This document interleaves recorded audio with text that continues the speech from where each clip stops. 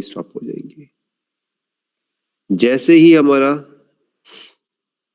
Foam का वाला process होगा, उसके 2 सेकंड के बाद वापस से स्प्रिंकलर्स ऑन होंगे, water sprinklers. That means load number 3 वापस से ऑन होगा एंड 2 सेकंड के बाद रिंसिंग प्रोसेस अगेन ऑन होगी। दैट मींस L4 दोबारा ऑन होगा फॉर नेक्स्ट 5 सेकंड्स और दोनों ही साइमल्टेनियसली ऑन रहेंगे और उसके बाद ऑफ हो जाएंगे 5 सेकंड के बाद। उसके 2 सेकंड के बाद ड्रायर्स ऑन होंगे जिसकी इंडिकेशन होगी L6 की। 10 सेकंड्स के लिए वो चलेगा और उसके 2 सेकंड के बाद L1 ऑफ होगा, मतलब गाड़ी हमारी धुल के साफ होके बाहर निकल गई। तो L1 ऑफ का मतलब इंडिकेशन होगा कि हमारी प्रोसेस खत्म हो गई है। ठीक है। क्वेश्चन 1 मैंने ऑलरेडी दिया हुआ है आपको। तो टोटल 5 क्वेश्चंस है इस असाइनमेंट में।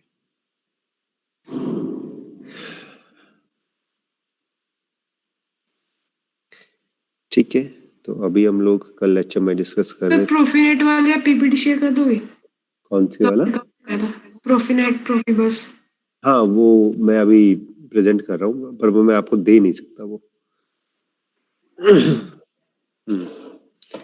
तो अभी तो प्रेजेंट करूंगा, बाकी समझदार हो, जो भी एक्शंस लेने हैं वो ले सकते हो उसके साथ, क्योंकि प्रेजेंट कर रहा हूँ। आई डोंट नो कि आप लोग वहाँ पे अपनी स्क्रीन के साथ क्या कर रहे हो, तो वो आपके ऊपर है, आप क्या करना चाह रहे हो।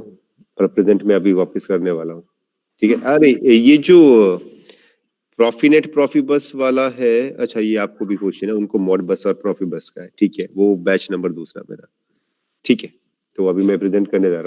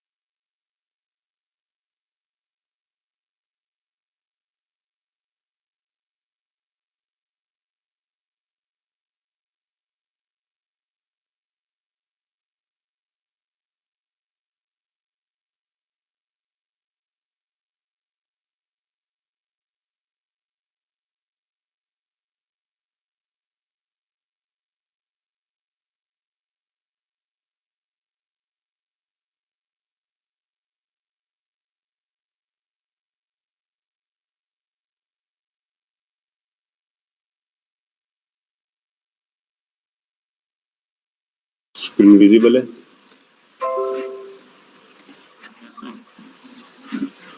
Yes sir. Okay.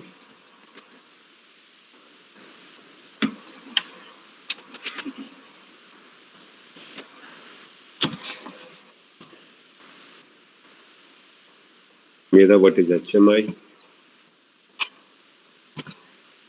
Why we use HMI? Video था, टाइप्स हैं, कोई खास नहीं है। Push button replacer. Push button replacer का मतलब ये है, पहले हमारे पास हमने डिस्कस नहीं किए थे, पर ये इम्पोर्टेंट नहीं है उतना।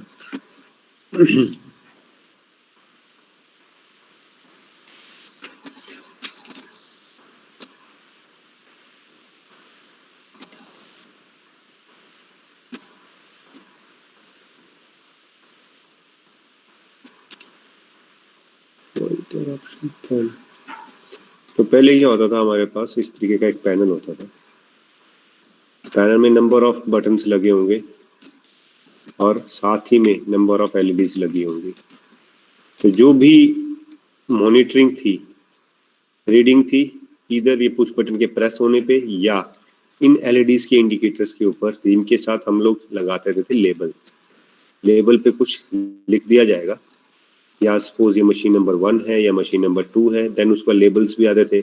इन्हीं इंडिकेटर्स के ऊपर लिख दिया जाता था for troubleshooting, stop, each and everything, whatever the information that has to be displayed over here, वो लेबल्स के थ्रू यहाँ पे लिख दी जाती थी। अगर आप देखें तो आजकल हमारे पास कुछ की रिंग्स ऐसे आते हैं जिसके अंदर हम लोग एक पेपर इंसर्ट कर सकते हैं, और उस की रिंग के अंदर उस पेपर के अंदर कुछ लिख के उसमें इंसर्ट किया जा सकता है कि हाँ ये की नंबर लैब नंबर 3 की है। ठीक है, तो इसी तरीके से पहले हमारे पास ये इंडिकेटर्स रहते थे।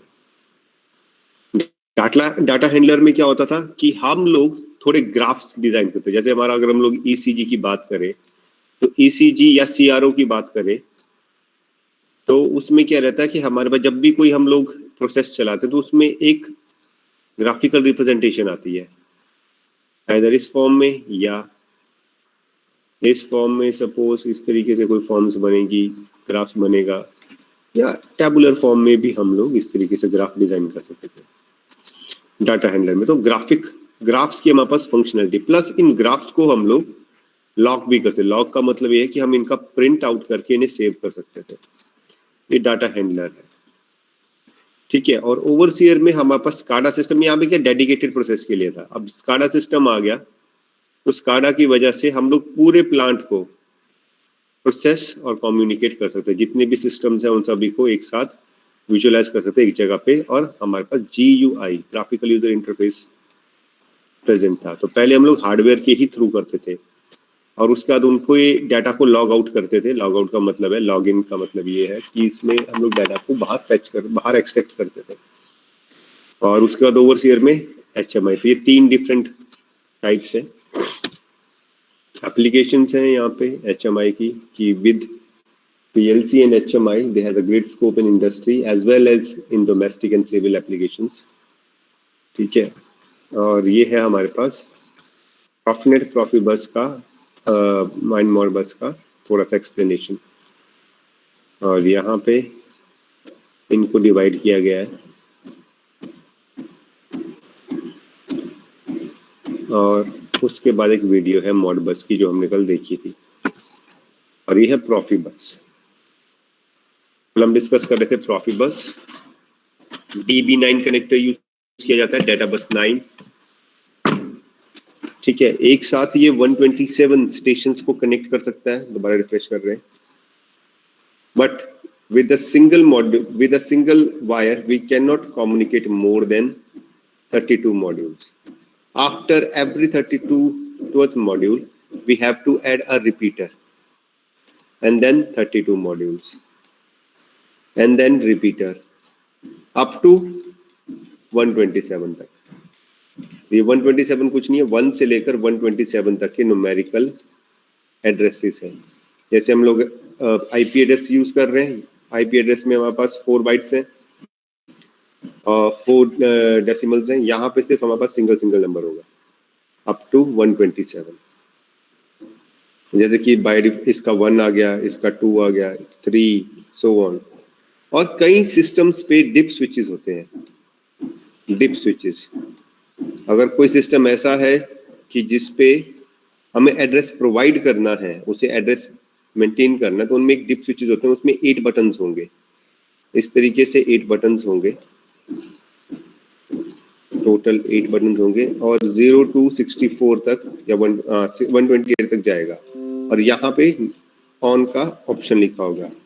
सपोज हमारे पास 0 1 2 3 4, ठीक है, इस तरीके लिखा है। अगर मुझे एड्रेस बनाना है 5, तो 4 और 5 के स्विच को मैं ऑन कर दूंगा इस तरफ को। तो सपोज जैसे कि ये हमारे पास डिवाइस लगा हुआ है, या ये डिवाइस है जिसमें डिप स्विचेस लगे हुए हैं, ठीक है। तो यहाँ पे मैं नंबर 1 और नंबर 4 के स्विचेस को ऑन कर दूंगा, तो इस पर्टिकुलर डिवाइस का एड्रेस हो जाएगा 5। तो जब मैं सॉफ्टवेयर में इस पर्टिकुलर डिवाइस को एड्रेस करूंगा तो उसे एड्रेस करूंगा 5। तो डिप स्विचेस के थ्रू हम लोग एड्रेस भी लगाते हैं। तो ये डिप स्विचेस Profibus के लिए ही जनरली यूज किया जाता है। और इसकी जो स्पीड रहती है 9.6 kbps,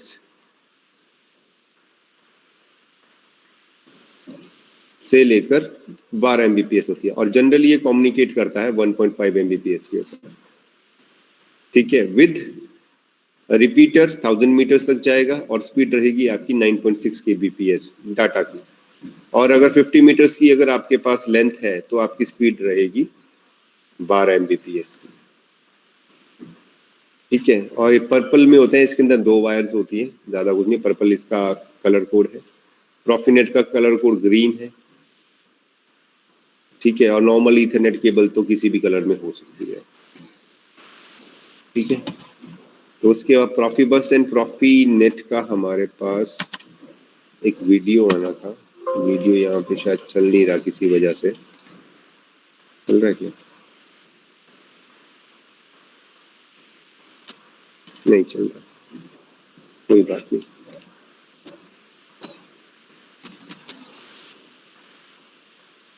Profibus profinet video show रहा है, हाँ हो रहा है।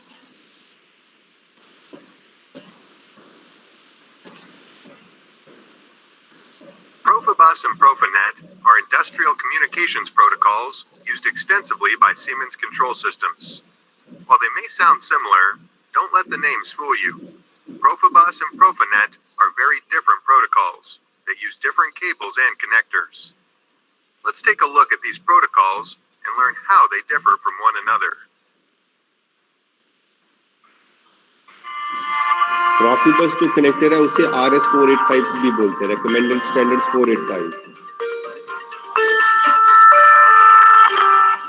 Before we get into today's video, if you love our videos, be sure to click the like button below. This way, you never miss another one. Released in 1993, Profibus, or Process Field Bus, is a tried and true industrial communication protocol. With over 50 million devices installed by the end of 2017, it is a well-established technology used in many different control applications. A Profibus connection port may look very familiar to you. It looks just like a standard DB9 serial connector. While it may look the same, the underlying protocol is very different. Most Profibus cable looks like this. It is easily recognizable by its purple outer jacket. Some Profibus connectors have a pass-through port on the back of the connector, so that you can daisy chain another device to the bus. Note that both kinds of connectors have a red switch on the back. ये important है। This switch controls the terminating resistor. The terminating resistor indicates the in. अभी क्या है, suppose आपने अभी यहाँ पे आपको 4 दिख रहे हैं, ठीक है। 4 डिवाइसेस रखे हैं और प्रॉफीबस इनेबल्ड है, ठीक है। तो ये आपस में कम्युनिकेट कैसे करेंगे, डाटा सेंड कैसे करेंगे? तो हर एक प्रॉफीबस के ऊपर इस तरह का ऑन ऑफ स्विच होगा, और ये ऑन ऑफ स्विच क्या है? एक्टिवेटिंग और टर्मिनेटिंग दी रजिस्टर, जो हमारा आगे को डाटा सेंड करेगा या लिंक बनाएगा या इंटरफेस करेगा।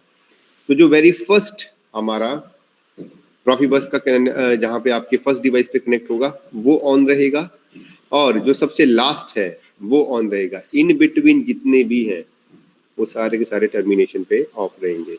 दैट मीन्स कि यहाँ से हमारा डाटा जा रहा है। अगर आपने यहाँ पे ऑन कर दिया, that means you are terminating the register as well as आपके जो कम्युनिकेशन है वो यहाँ पे नहीं हो पाएगा और बस फॉल्ट आ जाएगा आपके पास।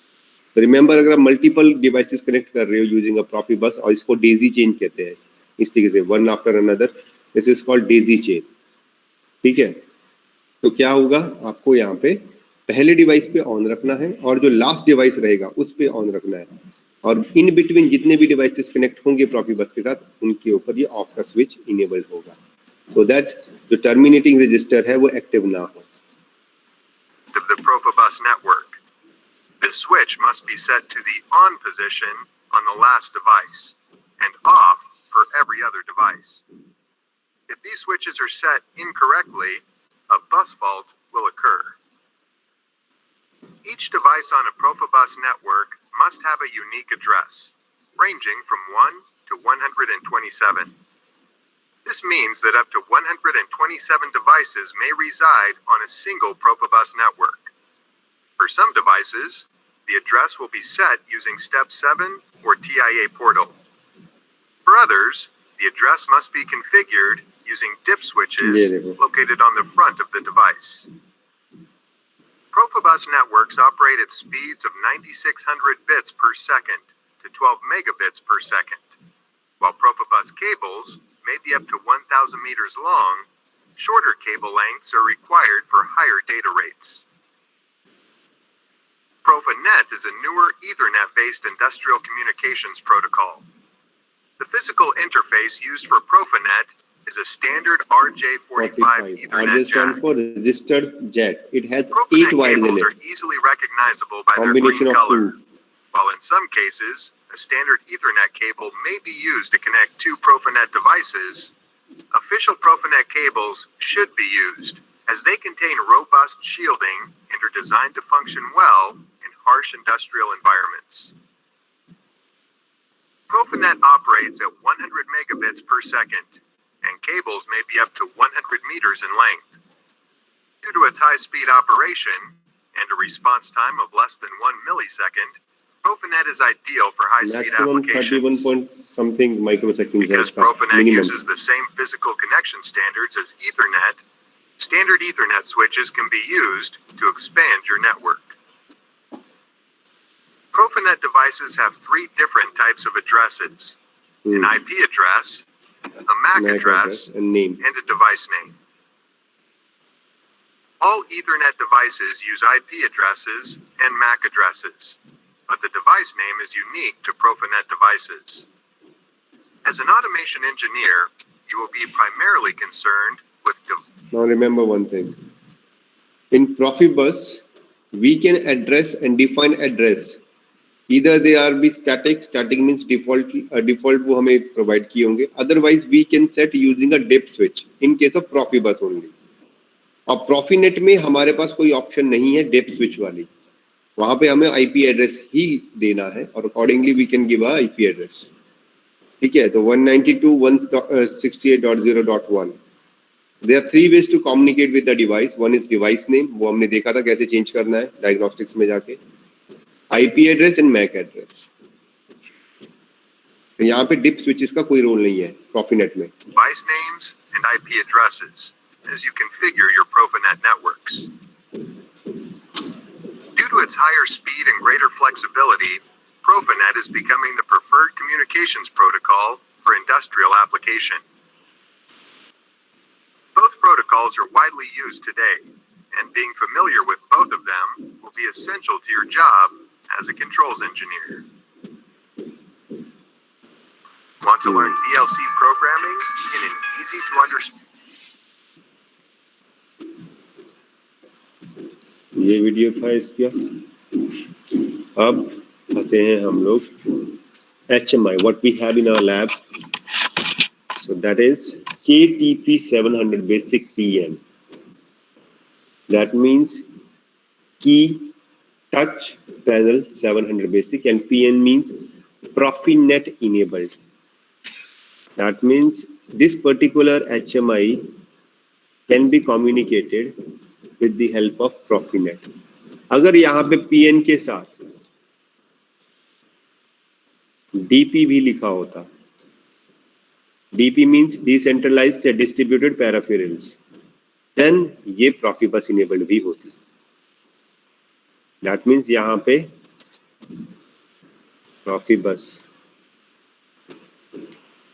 enabled होती. DP अगर साथ में लिखा होता तो PN means Profinet.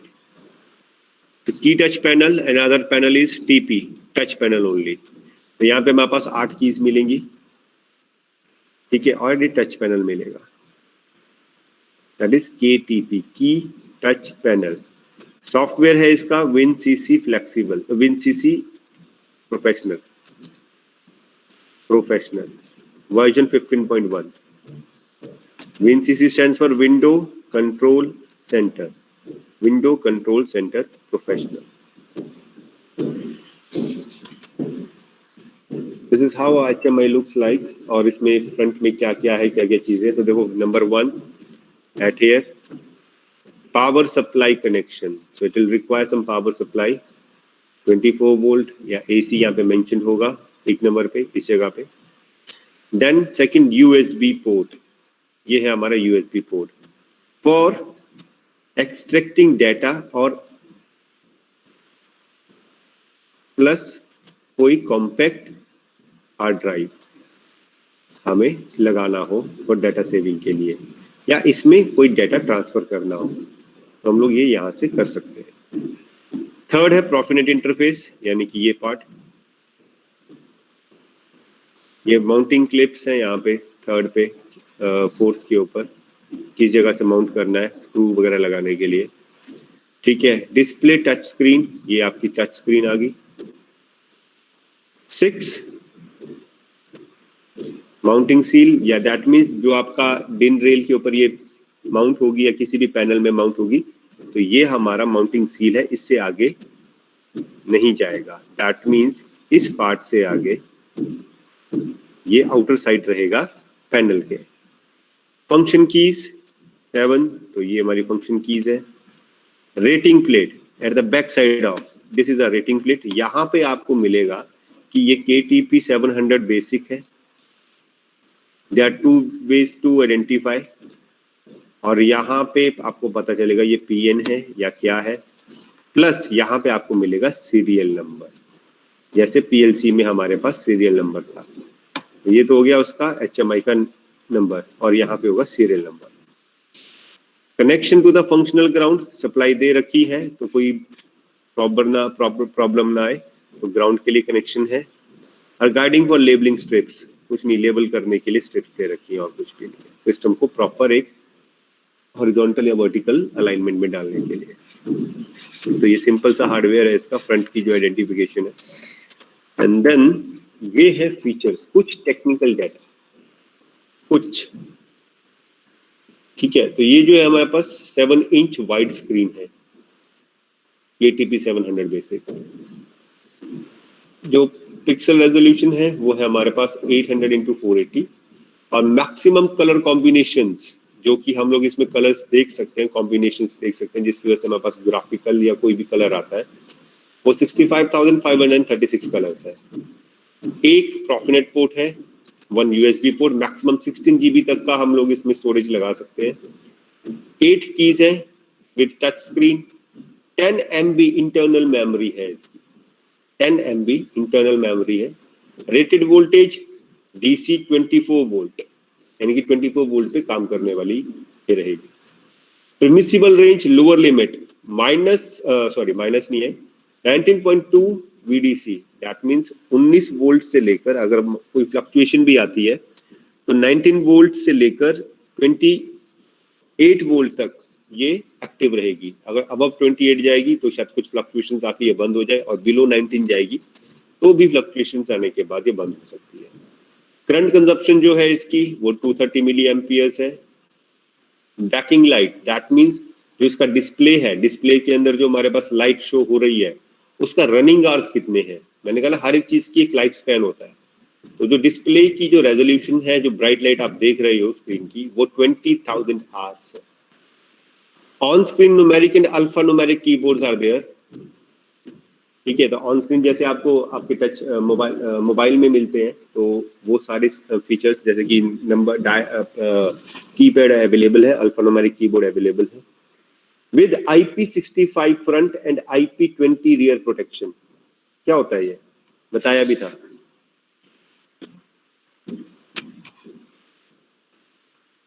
IP क्या होता है?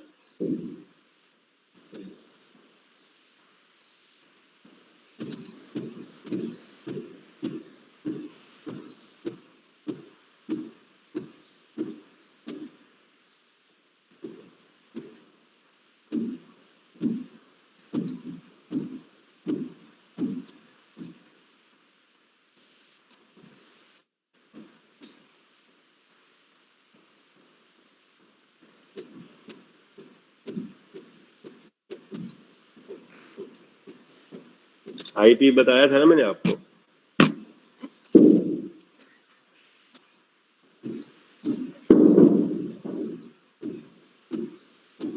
बताओगे या मैं पूछूं कुछ किसी को? कोई तो बोलो, अगर पता है तो बताओ, नहीं पता तो बताओ। ये डिस्कस हो रखा है हमारा। सर इनग्रेस प्रोटेक्शन बोलते हैं। Right, ingress protection. और 2 डिजिट्स हैं हमारे पास यहाँ पे, तो हर एक डिजिट का एक अपना मीनिंग है। तो जो पहला डिजिट है वो बताएगा आपके प्रोटेक्शन टू सॉलिड्स, यानी कि डस्ट वगैरह से लेकर पाउडर वगैरह जो भी आता है उसकी प्रोटेक्शन बताता है, और ये रेंज करेगी 1 to 6, मैक्स 6 तक ही होती है। और जो सेकंड डिजिट है ये आपकी प्रोटेक्शन बताता है लिक्विड्स के, कि लिक्विड के लिए कितना इम्यून है। तो ये रेंज करता है 1 to 8, 1 to 8। तो जो आईपी है फ्रंट का वो 65 है और रियर का यानी कि बैक साइड का 20 है। ऐसा क्यों?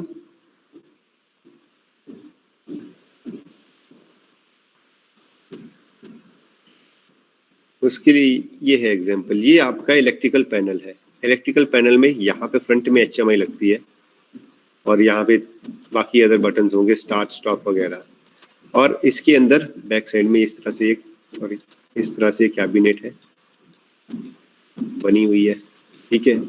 तो फ्रंट, सिर्फ फ्रंट ही इसका बाहर एक्सपोज हो रहा है to the outer atmosphere, that's why front का आईपी 65 है।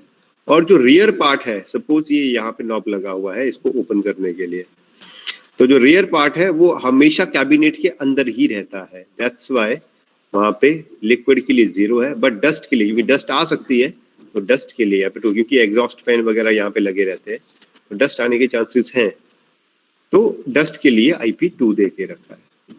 वैसे ही हमारा PLC का भी IP 20 होता है। तो PLC हमेशा कैबिनेट के अंदर ही लगती है, वो बाहर नहीं होती, इसलिए उसका 20 लिया, क्योंकि लिक्विड तो अंदर जाएगा ही नहीं। हाँ, डस्ट आ सकती है तो उसके लिए 2 की रेटिंग दे के रखी है।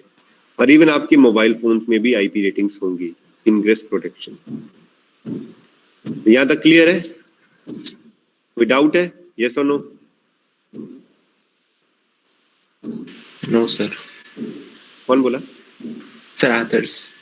आदर्श, MTFB का फुल फॉर्म बताओ, अगर आपको कोई नहीं है।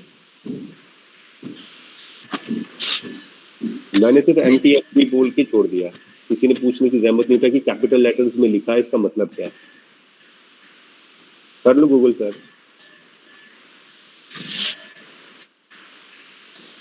तो पूछा करो, अगर कुछ ऐसे लिखा है तो उसे पूछो। MTFB का मतलब होता है mean time between failure.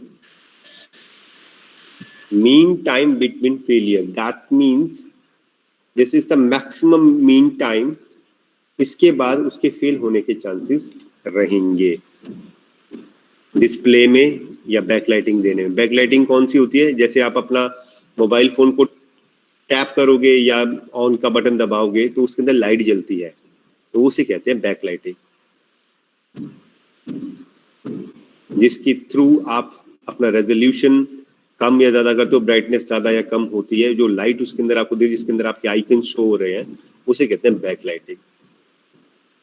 MTFB means mean time between failure. हर एक इक्विपमेंट का, चाहे वो ग्लो करने वाला हो, स्विचिंग करने वाला हो, मोटर हो, हर एक का एक अपना लाइफ स्पैन होता है। ये ल्यूमिनस आवर्स हैं, मोटर का रोटेशंस में होता है, ठीक है। और या रोटेशन ही रनिंग पर आवर के हिसाब से होता है, भी कितने आवर्स के लिए चलेगा, ठीक है। और अपना स्विचिंग का भी होता है कि मैक्सिमम स्विचिंग टाइम रहेगा इसमें, कि कितना मैक्सिमम वो स्विच कर सकता है, 10,000, 10 लाख, 1 लाख, इस तरह के स्विचिंग्स उसमें मेंशन्ड होते हैं। चलो ठीक है। MTFB means mean time between failure. अब ambient temperature -20 degree Celsius to 60 degree Celsius, -20 degree. तो मतलब ये, अगर कोई एटमॉस्फेरिक कंडीशन जहाँ पे बहुत कोल्ड है, या सपोज हमें किसी कोल्ड स्टोरेज के साथ इसे लगाना है, तो ये -20 डिग्री तक के डाउन टेम्परेचर को बेयर कर सकते हैं, और max 60 degree. Relative humidity, moistures वगैरह को ये 90% तक ले सकती है, क्योंकि जैसे ही हम लोग इंडस्ट्री में काम करते हैं ह्यूमिडिटी बहुत रहती है, तो इसकी वजह से मॉइस्चर बनता है। तो आईपी है हमारे पास वहां पे, तो IP65 है हमारे पास। मॉइस्चर भी बनेगा, तो कंडेंसेशन की वजह से जो ड्रॉपलेट्स बनेगी तो उसको भी विथस्टैंड कर सकता है maximum 90%। Languages on online run time 10 है एंड प्रोजेक्ट लैंग्वेजेस 32 है। अब ये ऑनलाइन रन टाइम क्या है? हमारे पास दो तरह की विंडोज रहती है HMI में। One is called engineering window and other is called run time window, RT। Engineering window में क्या होता है कि हम लोग जितनी भी डिजाइनिंग होगी, whatever the program we have design in the TI portal in ladder logic, according to that whatever the designings are required or whatever the process is going we are going to be designed, वो सारी की सारी designing engineering window में होती है। तो यहीं पे सारी की सारी प्रॉपर्टीज लगेंगी। सपोज ये ऑन का बटन है, तो इसे इंटरफेस हम लोग इंजीनियरिंग विंडो में ही करेंगे विद PLC। ठीक है। रन टाइम में क्या होगा? रन टाइम में हमारे पास वो सब चीजें एनिमेशन में, मूविंग में शो होगी। तो ये हो गया सॉफ्टवेयर का पार्ट और ये हो गया आपके हार्डवेयर का पार्ट। जो हार्डवेयर पे स्क्रीन शो होगी, HMI के हार्डवेयर पे स्क्रीन जो शो होगी, मतलब इस स्क्रीन में जो शो होगा that is called run time. ठीक है। और जो सॉफ्टवेयर में हम लोग डिजाइन करेंगे उसे कहेंगे इंजीनियरिंग विंडो। तो ये उन लैंग्वेजेस की बात कर रहा है कि इंजीनियरिंग विंडो में जब हम प्रोजेक्ट लैंग्वेज बनाएंगे तो वो 32 लैंग्वेजेस हैं हमारे पास इस केस में। और जब वो ऑनलाइन रन टाइम में जाएगी, इस पे जाएगी, तो हमारे पास कंपैटिबिलिटी है 10 की ही। नंबर ऑफ अलार्म क्लासेस, हम कितनी तरह के अलार्म्स के क्लास डिफाइन कर सकते हैं कि वार्निंग है, हैजर्डस है, डेंजरस है, लो लिमिट है, हाई लिमिट है, वो 32 टाइप्स है हमारे पास। सिंगल बिट के मैसेजेस कितने सेंड कर सकते हैं? 1000। नंबर ऑफ एनालॉग मैसेज यानी कि 16 बिट के कितने मैसेजेस हम लोग सेंड कर सकते हैं? 25। अब नंबर ऑफ रेसिपीज, अब ये रेसिपी होती क्या है? रेसिपी जितनी भी food industry, beverage industry, pharmaceutical industry, जितनी भी इंडस्ट्रीज मल्टीपल चीजों को मिक्स करके कोई एक प्रोडक्ट बनाती है, वहां पर रेसिपी का इस्तेमाल होता है। रेसिपी का मतलब क्या हुआ? सपोज हमें एक टैबलेट बनानी है और टैबलेट में 3-4 तरह के ड्रग्स यूज हो रहे हैं। ठीक है। तो वो ड्रग्स के बड़े बड़े सिलेंडर्स होते हैं जिनमें वो ड्रग फिल्ड होती है। बड़े बड़े कंटेनर्स होते हैं जिनमें वो ड्रग फिल्ड होती है। थ्रू वैक्यूम प्रेशर और थ्रू अदर मीन्स उन्हें ट्रेवल कराया जाता है। ठीक है। अब सपोज मुझे एक टैबलेट बनानी है, कोई भी एक टैबलेट है जिसका प्रोपोर्शन ये है कि ये A सपोज ले लो, ये A सॉल्यूशन है, ये B है, ये C है, ये D है। तो A से जो हमारे पास ड्रग आएगी वो हमें चाहिए 12%। B से हमारे पास सपोज 20% का पाउडर चाहिए या लिक्विड चाहिए, और यहां से हमें चाहिए 30%, और ये हमारा होगा सपोज 50%। इन सभी को प्रॉपरली मिक्स करने के बाद ही हमारी ड्रग तैयार होगी। तो इनमें क्या होंगे? डिफरेंट डिफरेंट नोजल्स लगे होंगे जिसमें वॉल्व्स लगे रहेंगे, और ये किसी एक जगह पे आके मिलेंगे, और यहाँ पे एक फाइनल कंटेनर होगा। जब हम PLC से कमांड देंगे तो यहाँ से वॉल्व्स ओपन होंगे। सपोज ये वॉल्व का सिंबल होता है, बो टाइप में ये वॉल्व का सिंबल होता है। ठीक है। तो 1 बाय 1 जैसे जैसे कमांड जाती जाएगी, यहाँ पे हमारे पास चीजें, यहाँ पे लगा होगा मिक्सर। तो जैसे ही यहाँ से अपनी अपनी ड्रग यहाँ पे आ गई, इसके पास डाटा आ गया, तो यहाँ पे वो मिक्स होगी। मिक्स होने के बाद फाइनली वो एक पोरिंग कंटेनर जो होगा, जिसमें हम लोग टैबलेट्स को पोर करेंगे, कन्वेयर बेल्ट पे लगा होगा, वहां पे पोर करती जाएगी, यानी कि एक्सपेंस करती जाएगी। तो अब ये क्या हुआ? This is called a recipe to making a final product using different different ingredients. Food industry भी ऐसे ही काम करती है। सपोज आपको चॉकलेट शेक बनाना है, तो एक कंटेनर में आपके पास चॉकलेट का पेस्ट होगा, एक में शुगर होगी, एक में मिल्क होगा, एक में कोई अलग फ्लेवर होगा। तो अब वहां से क्या होगा, जो जो प्रोपोर्शंस में हमें जो जो चीज चाहिए एज पर द रिक्वायरमेंट, या जो भी फाइनल एक रेसिपी तैयार हो रखी है, रेसिपी का वर्ड ही वही कुकिंग से उठाया गया है, तो वो वहां पे मिक्स होके इस जगह पे आएंगी और वहां से आगे वो प्रॉपरली बनती जाएंगी, जितना जितना लिक्विड चाहिए हमें। तो रेसिपीज कितनी बना सकते हैं हम लोग? 50। पर रेसिपी कितने रिकॉर्ड्स जनरेट कर सकते हैं? 100। पर रिकॉर्ड कितने डाटा रिकॉर्ड जनरेट कर सकते हैं? 100। दैट मीन्स कि हमने एक रेसिपी बनाई, सपोज उसमें हमने कंटेंट ले लिया शुगर का, और शुगर में भी अब हमारे पास ऑप्शंस हैं कि शुगर के अंदर हम लोग 100 डाटा रिकॉर्ड्स बना सकते हैं। तो सपोज एक रेसिपी हमने डिजाइन की, इसी के साथ बाकियों के भी होंगे। सपोज हम लोग चॉकलेट शेक ही बना रहे हैं, चॉकलेट आ गया, मिल्क आ गया और अदर कोई फ्लेवर आ गया, ठीक है, इनके भी 100 डाटा रिकॉर्ड्स बन सकते हैं। 100 डाटा रिकॉर्ड्स का मतलब क्या है कि एक डाटा रिकॉर्ड बनाए जिसमें शुगर हमें 10% चाहिए, चॉकलेट 30% चाहिए, मिल्क हमें 50% चाहिए और फ्लेवर हमें 10% चाहिए, ठीक है। एक और रिकॉर्ड बनाया जिसमें हमने ये 20% चाहिए, ये 25% चाहिए, ये 60% चाहिए और ये सपोज 10% चाहिए। तो इस तरीके से हमारे मल्टीपल रिकॉर्ड्स बने, तो हम सिलेक्ट कर सकते हैं कि हमने किस फ्लेवर का खाना है, इसमें शुगर कम है, चॉकलेट ज्यादा है, उस तरीके से ये डाटा रिकॉर्ड बनेंगे, ठीक है। तो ये डाटा रिकॉर्ड्स हैं उसके। Size of internal recipe memory is 256 KB fix, जो इंटरनल है। नंबर ऑफ कॉन्फ़िगरेबल इमेजेस जो हम लोग बाहर से एक्सपोर्ट करके लगा सकते हैं वो है 100 इमेजेस। वो कैसे लगाएंगे, जब हम HMI करेंगे तो पता लगेगा।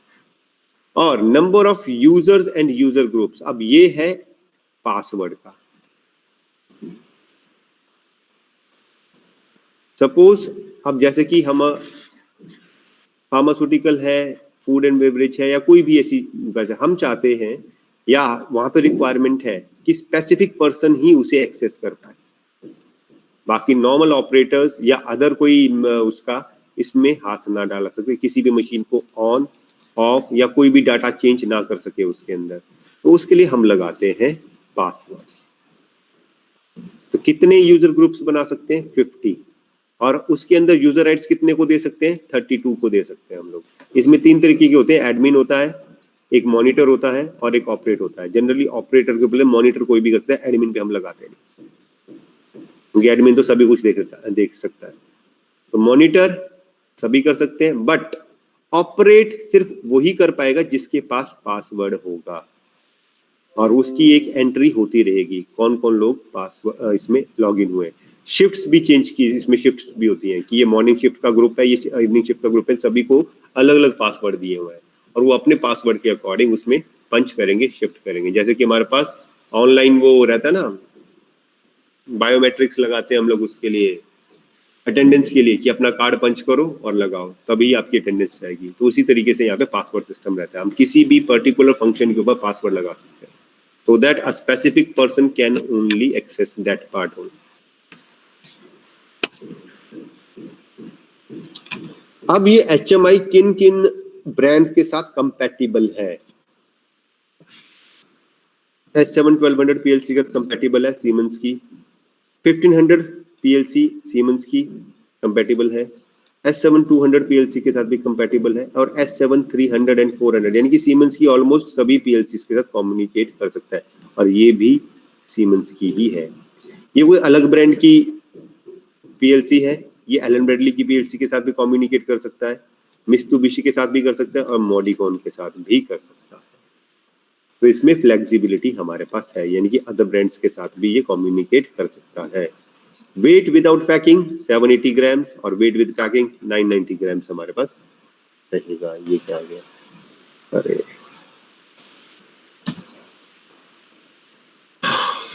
ठीक है, तो अभी हम इतना करते हैं, इसके ऊपर हम लोग बाद में आते हैं जब हम काम करेंगे। ठीक है, ये होता क्या है। तो अभी हम यहाँ तक, किसी को कोई डाउट है पूछ सकता है अभी, या तो फिर मैं पूछूंगा किसी से कुछ ना कुछ। कोई चीज ना समझ में आई दोबारा पूछ लो। लोगो PLC का नाम था, विनेसी ये भी किसी एक ब्रांड की PLC का नाम है, और एलन ब्रैडली सभी जानते हैं, मित्सुबिशी, मॉडिकॉन, इन सभी के साथ कंपैटिबल है। ये जो पार्ट है ये जब हम काम करेंगे तब आपको बताऊंगा ये होता क्या है और कैसे काम करता है। तो अभी तक कोई डाउट? यस और नो?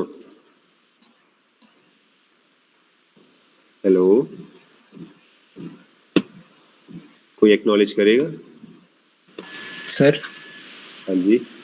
सर जो मैसेजेस थे, जो 1000 मैसेजेस थे, तो सर वो सीरियल है कि हाँ 1000 बिट्स थे सर, वो सीरियल है कि पैरेलल जाएंगी मतलब अलग अलग डिवाइसेस पे देखो कि अभी हमने क्या किया कि हम लोगों ने एक मेमोरी ली, मेमोरी में डिफाइन कर दिया कि हमारे पास 1 बाइट में 8 बिट्स है। इट्स अप टू अस कि हमने वो कैसे डिफाइन करना है।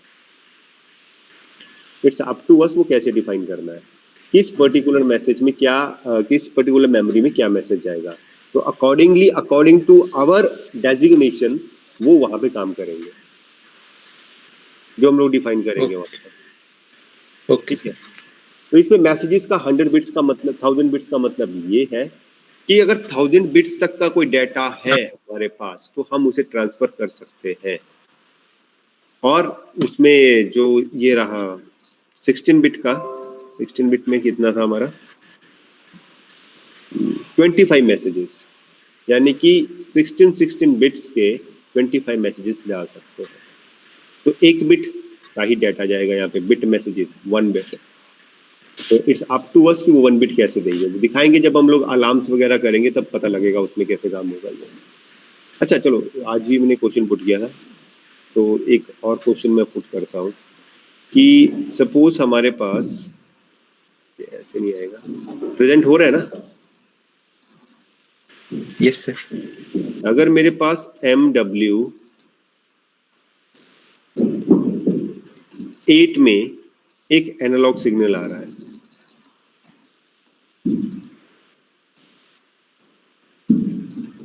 और मुझे एक अलार्म जनरेट करना है, ये आएगा आगे अलार्म्स में, एक अलार्म जनरेट करना है बिट नंबर 5 पे।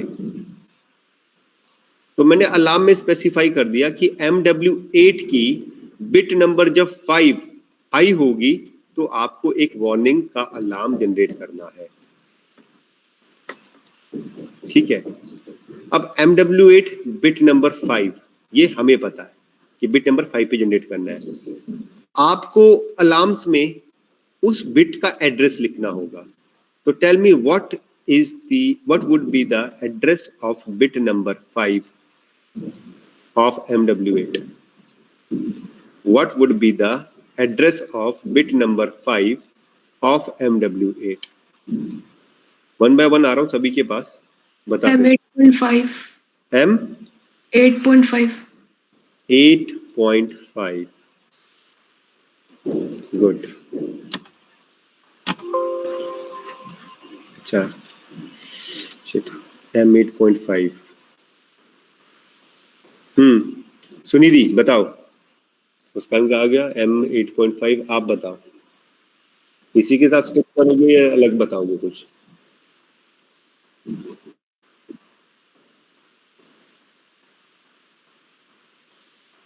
देखो एक चीज, अभी वापस एक चीज कुछ और करता हूं मैं, ध्यान से देखना। बड़ा अच्छा क्वेश्चन है, जनरली ये इंटरव्यूज में या जनरल एबिलिटी में पूछा जाता है।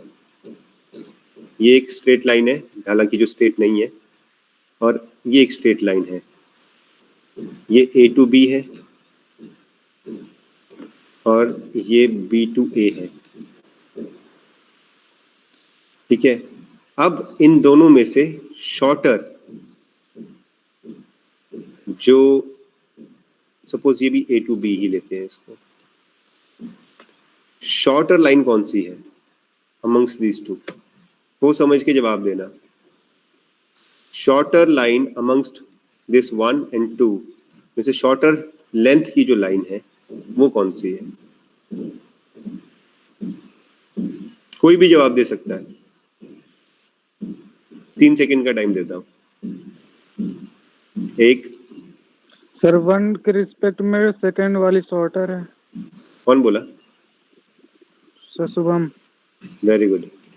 तो कई बार आंसर सिंपल होता है बट हम इतने कॉन्फिडेंट नहीं होते उस चीज को लेके, या हमें ट्रिक किया जाता है, इंटरव्यू का पार्ट बता रहा हूं, ट्रिक किया जाता है कि आप उस चीज को सोचने पे मजबूर हो। अभी आपने बोला कि 8.5 तो नहीं है, बिकॉज मैंने बाकियों से भी पूछ रहा हूँ। आपको लगा कि अगर ये सही होता तो मैं साथ के साथ ही बोल देता कि हाँ वेरी गुड, ये आपने सही जवाब दिया। जरूरी नहीं है, मैं ट्रिक भी तो कर सकता हूँ। मैं जानना चाह रहा हूँ कि सभी को ये चीज पता भी है या नहीं पता है।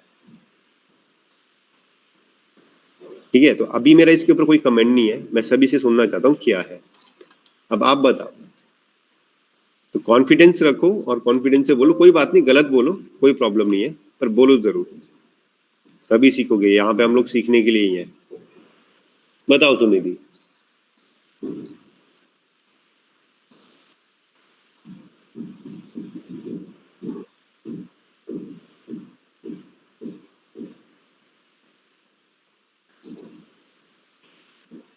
Fifth bit address of MW8.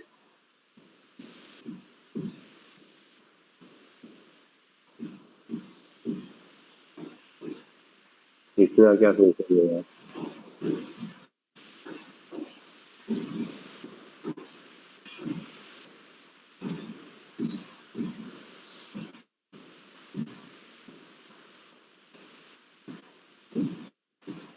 तो लेडी बोल रहे हो क्या है?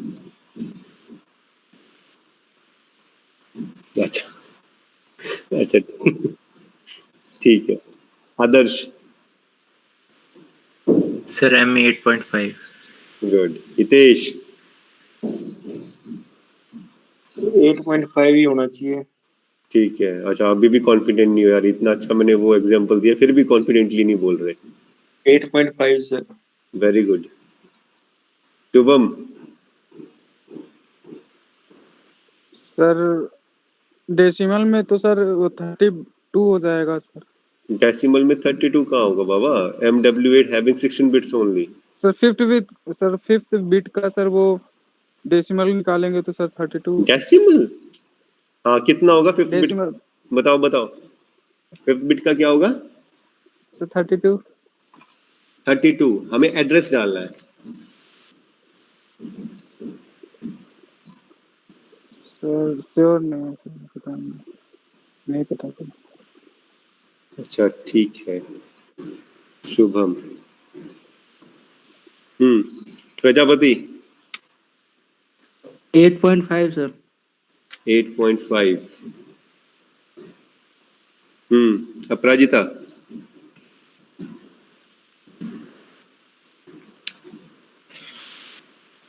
Yes sir. बताइए, कुछ पूछा है?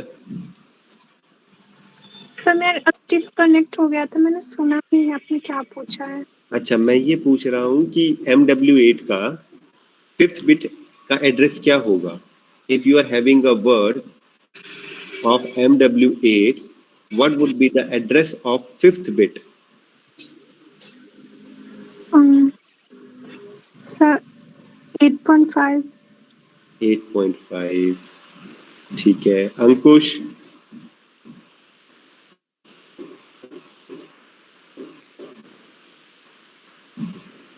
हो या गायब?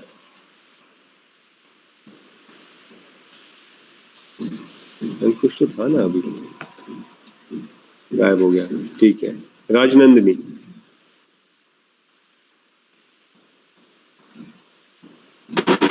Yes sir. 8.5 होगा। 8.5। खुशबू। Yes, sir. 8.5. 8.5। Rahul. 8.5। Bhanu. 8.5 sir. Sachin. 8.5 होगा सर।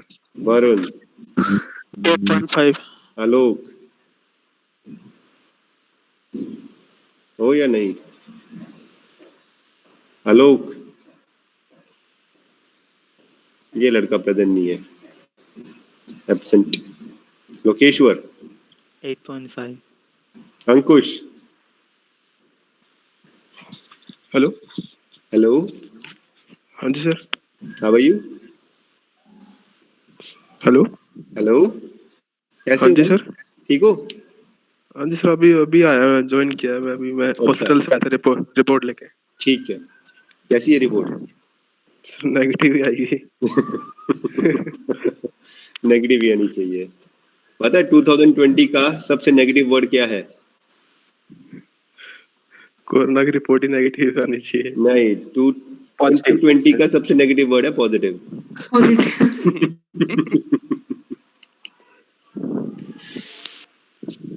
तो मैं पूछ रहा हूँ कि MW8 अगर हमारे पास एक मेमोरी वर्ड है 16 बिट का, तो उसका 5th बिट का एड्रेस क्या होगा?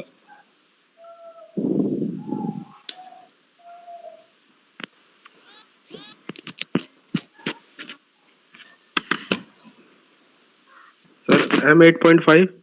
8.5। आलोक, थोड़ी हलचल आप में भी नजर आई है, बताइए। सर 8.5। 8.5 सभी गलत हो। शुभम ने कोशिश की, इसने काउंट में तो सही बता दिया पर एड्रेस नहीं बता पाया। बाय काउंट अगर आप जाओगे तो एड्रेस काउंट रहेगा 32। बाइनरी में डेसिमल में इसने कन्वर्ट किया तो 32 रहेगा, वो सही है। बट एक्चुअल में ऐसा नहीं है। जब हमने मेमोरी डिस्कस की थी तब भी ये चीज आई थी कि अगर हम, और ये सॉरी, अलार्म्स में और जब हम लोग कोई सिक्योरिटी लगाते हैं तो ये बहुत ज्यादा यूज होता है। तो MW8 में हमारे पास आगे 2 बाइट्स, तो बाइट्स लिखे जाते हैं लेफ्ट टू राइट। तो यहां पे हो जाएगा MB8 पहला बाइट आ गया इसका, और MB9 सेकंड बाइट। अब जब बिट्स कैलकुलेट किए जाएंगे तो कैलकुलेट किए जाएंगे राइट टू लेफ्ट। तो जो वेरी फर्स्ट बिट एड्रेस होगा MW8 का वो होगा 9.0। सो M9.4 5th बिट एड्रेस।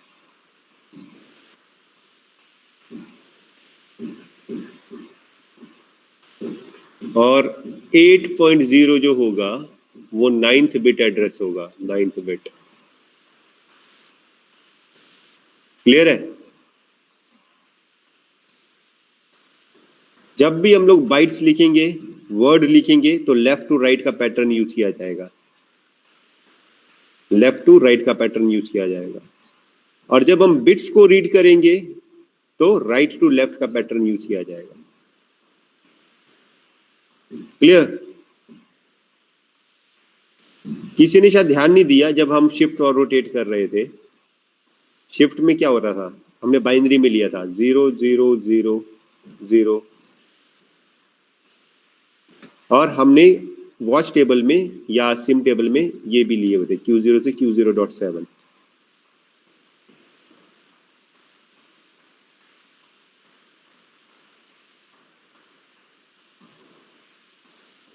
तो अगर Q भी 0 लें तो ऐसे नहीं होगा कि 0 पहले फिर 1 फिर 2 फिर 3 अप टू 7। 0 स्टार्ट होगा यहां से और जाएगा यहां पे 7 में।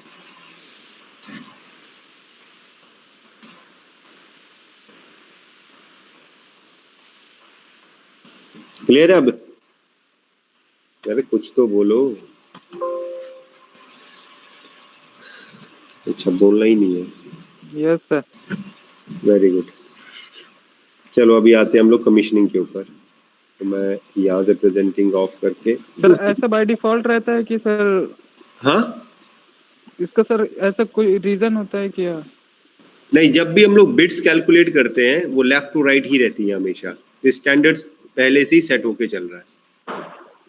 Okay sir. और जो बाइट्स होती हैं वो कैलकुलेट होती हैं लेफ्ट टू राइट। और जब बिट्स कैलकुलेट, LSB और MSB नहीं पढ़े आप लोगों ने? पढ़े हैं सर। ठीक है, तो ब्रांड्स एक दो ब्रांड्स है, मॉडिकॉन का जो ब्रांड है और कुछ एक अदर ब्रांड्स हैं, उनमें ऑप्शन है हमारे पास कि हम लोग LSB और MSB को चेंज कर सकते हैं।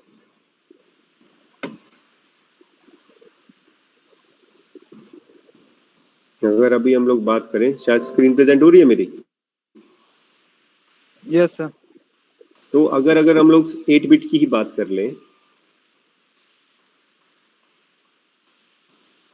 तो आप लोगों ने ये पढ़ा ही है। ये अगर 8 बिट की बात करें तो इस तरह से बाइफरकेट हुआ है।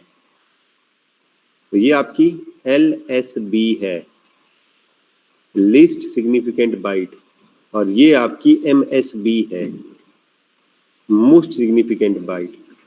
जनरली यही स्टैंडर्ड ऑप्ट किया जाता है, पर कुछ जगहों पे हम इसमें स्वैप कर सकते हैं।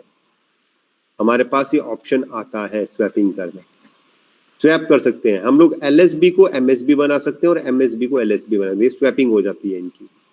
तो स्वैप करने का But ऑप्शन आता है, पर जनरली ये ही रहेगा। अगर 16 बिट भी होगा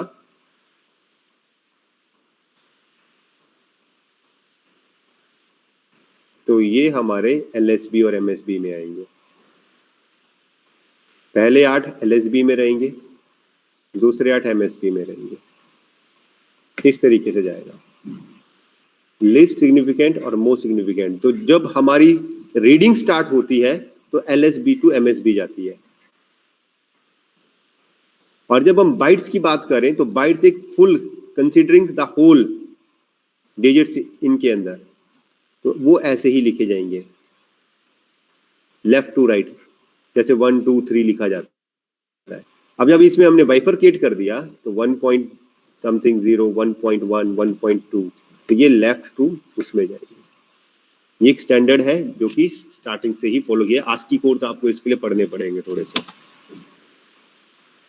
बट सर लास्ट वाले एग्जांपल में जो सर 9.0 हो गया तो वो लेफ्ट साइड चला गया था, मतलब मोस्ट सिग्निफिकेंट जो बिट थे सर वो लेफ्ट साइड चले गए।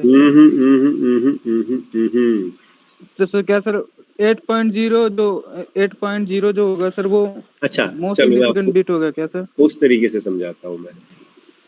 अगर आप बाइफरकेट कर रहे हो दो बिट्स में, कहाँ करूँ, अगली वाली स्क्रीन पे करता हूँ।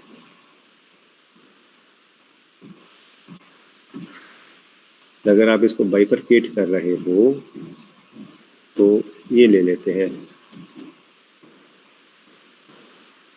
ये आ गया पहले 4 LSB और ये आगे MSB, लास्ट के 4।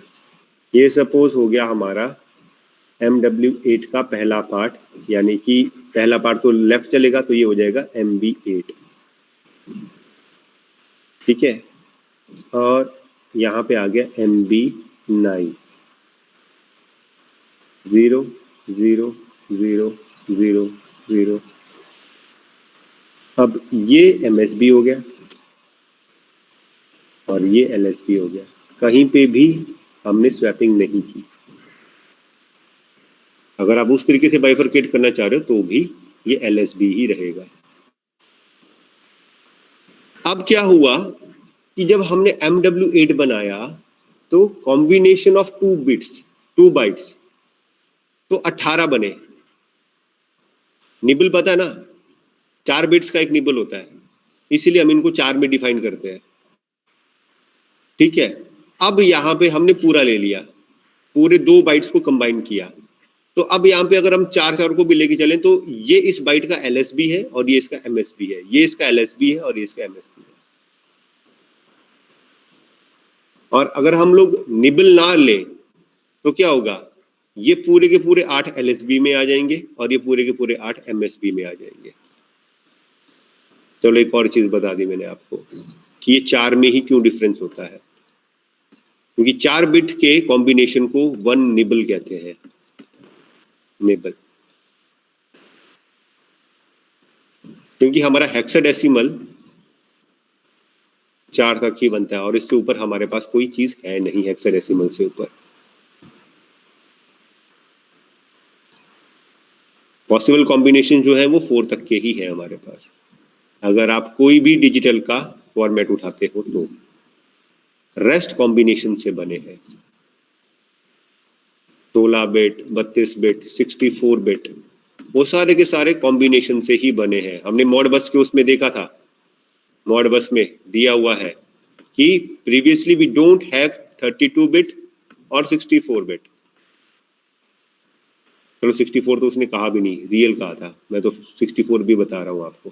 फ्रैक्शनल वैल्यूज हमारे पास कहाँ थी, 16 बिट तक थी, बाकी कॉम्बिनेशन से ही बने। और 16 बिट तक क्या आता है हमारे पास, हेक्सा, और हेक्स का मैक्सिमम क्या रहता है, ये लास्ट में क्या होता है 1010, ए बन गया, 1011, B 1100, C 1101, D 1110, E और लास्ट में 1111 मतलब F। इससे ऊपर का कॉम्बिनेशन है नहीं, अगर कहीं पे भी डिजिटल में है तो आप मुझे बता देना। मैक्स हेक्साडेसिमल है, और हेक्साडेसिमल बन कैसे रहा है? एक निबल से देखा जाए तो। सर मेरा डाउट ये था सर, जो MB8 है इसका जो LSB और MSB को कंबाइन कर देते हैं तो जो MSB बनता है सर वो क्या MB8 का MSB हो जाएगा क्या? मतलब MB8 MSB हो जाएगा क्या कंबाइन करने पे? हाँ, अगर हम लोग निबल को कैलकुलेट नहीं कर रहे हैं, अभी तो वही तो मैंने बाइफरकेट किया यहाँ पे कि अगर हम निबल कैलकुलेट नहीं कर रहे हैं, if we are not calculating the nibble, then this particular thing become a LSB. We'll take it as a LSB or we'll take this is as a MSB.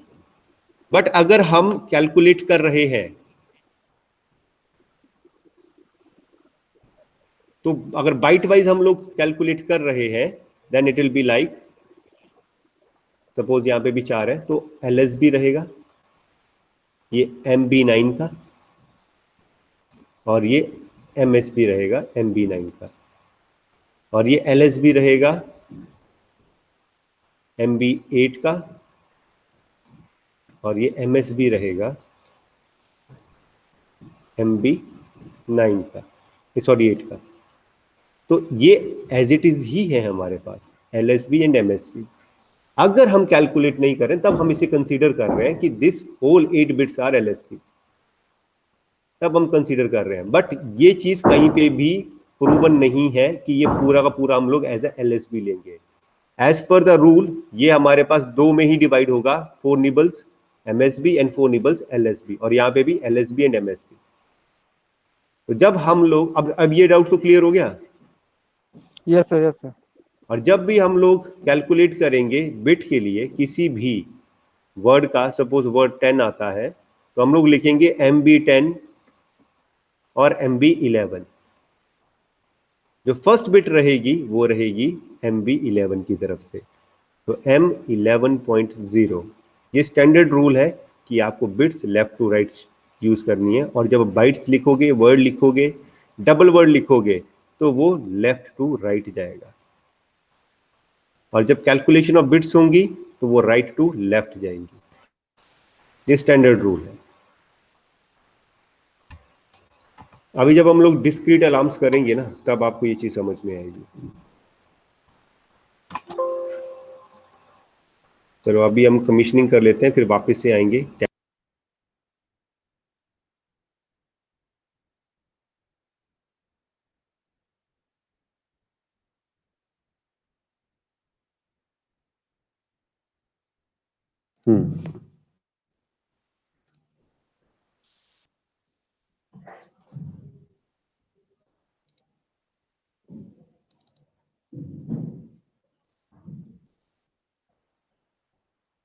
तो अभी जो हम लोग करने वाले हैं वो करेंगे हम लोग कमीशनिंग। क्रिएट, आज प्रोजेक्ट बना ही हुआ है,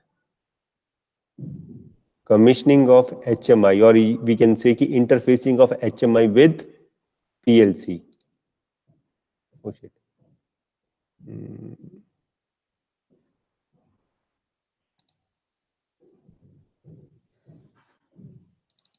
तो पहले हम लोग ऐड करेंगे PLC को।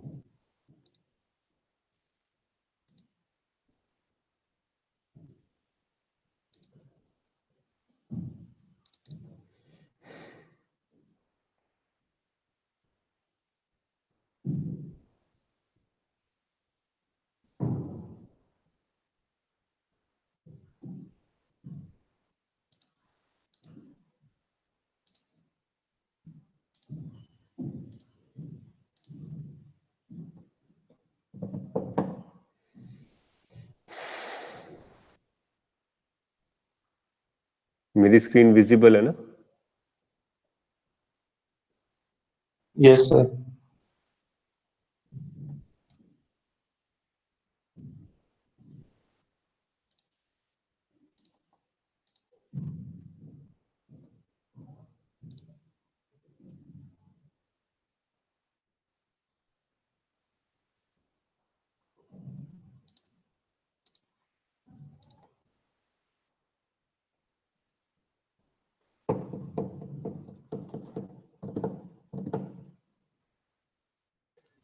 तो पीएलसी में जैसे हमारे पास आईपी एड्रेस है, वैसे ही एचएमआई का भी एक अपना आईपी एड्रेस होता है। बाय डिफॉल्ट अगर हम आईपी एड्रेस की बात करें तो बाय डिफॉल्ट एचएमआई का आईपी एड्रेस मिलेगा आपको 192.168.0.2, ये बाय डिफॉल्ट रहता है हर एक एचएमआई का। ठीक है, तो .2 जो है वो हमारा एचएमआई का आईपी एड्रेस रहेगा। तो अभी सिर्फ हम लोग कमीशन कर रहे हैं, कोई प्रोग्राम नहीं बना रहे, प्रोग्राम बनाएंगे बाद में। करना क्या है, ऐड न्यू डिवाइस HMI। अब ये तभी शो होगा अगर आपके पास HMI का पैकेज है, यानी कि WinCC प्रोफेशनल का पैकेज है, तभी शो होगा, अदरवाइज आपको सिर्फ कंट्रोलर्स ही शो होंगे। This system is called SCADA system, ये SCADA के लिए डिजाइन करते हैं, ये SCADA का पार्ट है। तो HMI में ये हमारे पास पैनल्स होते हैं, बेसिक, कंफर्ट, मोबाइल पैनल्स और HMI C+। हमारे पास जो पैनल है वो है सिमेटिक बेसिक पैनल। ओपन करेंगे, ये आपको आप इसके मैनुअल में या उसकी डेटा शीट में आपको बैक साइड पे मिल जाएगा। अब यहाँ पे ऑप्शन है हमारे पास कि कौन से इंच की HMI है। We have 7 inch HMI। इसके अंदर कौन सा है, हमारे पास है बेसिक। ओपन करेंगे, बेसिक में serial number we have this one. तो यहाँ पे जो भी इसकी डिटेल्स हैं वो मिल जाएंगी। तरीका वही है, डबल क्लिक कर लो या ऐड कर लो। तो ये हमने ऐड कर लिया। अभी हमने सिर्फ HMI ऐड किया है सॉफ्टवेयर में। अच्छा, एक और चीज, इसे बाद में करते हैं, पहले एक और चीज कि हार्डवेयर में ये कैसे लाइज होता है। तो हार्डवेयर में सपोज ये हमारे पास HMI PLC है और ये HMI है।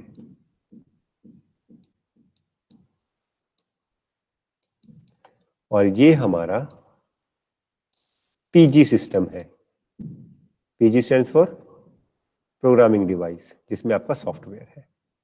अब यहां से हमारे पास प्रॉफिनेट केबल निकली और PLC में कनेक्ट हो गई। तो अब ये PG के साथ PLC से तो कम्युनिकेट हो सकता है, बट प्रॉब्लम क्या है कि PLC के पास सिर्फ एक ही प्रॉफिनेट पोर्ट है।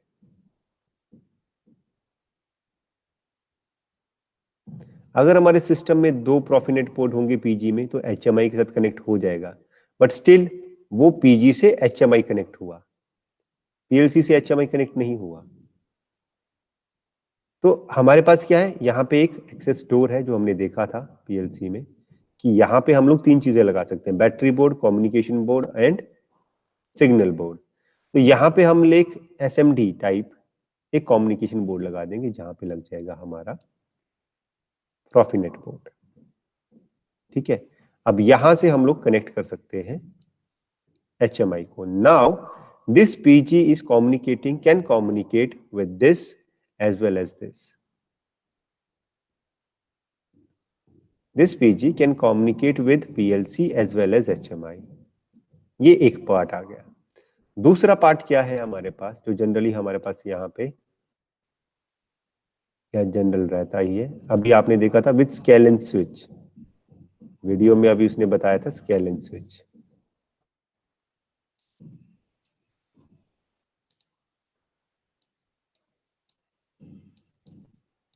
तो हमने क्या किया, एक स्केल एंड स्विच ले लिया। Suppose this is your scale and switch. Scale and switch में 5S का स्केल एंड स्विच लिया है जिसमें 5 पोर्ट है हमारे पास। 5S का मतलब 5 पोर्ट्स है, 5 स्विचिंग डिवाइसेस है। अब क्या करेंगे हम, PLC में डायरेक्ट ना कनेक्ट करते हुए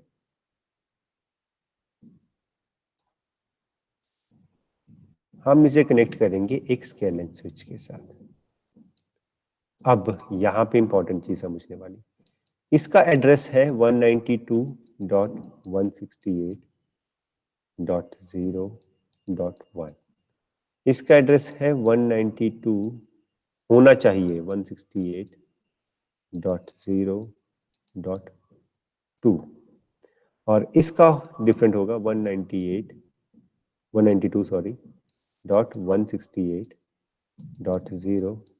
सपोज 3 है। नाउ जो ये पोर्ट है अब 192.168.0.3 ये लिंक किया स्केलेंस के साथ. Now this scalene switch, all the 5 ports having this address, because this is the common switch. Now this PG has, the PG system's address is here. So this scalene switch SS having the IP address of 192.168.0.1 because इसी से तो हम लोग communicate करेंगे सभी के साथ.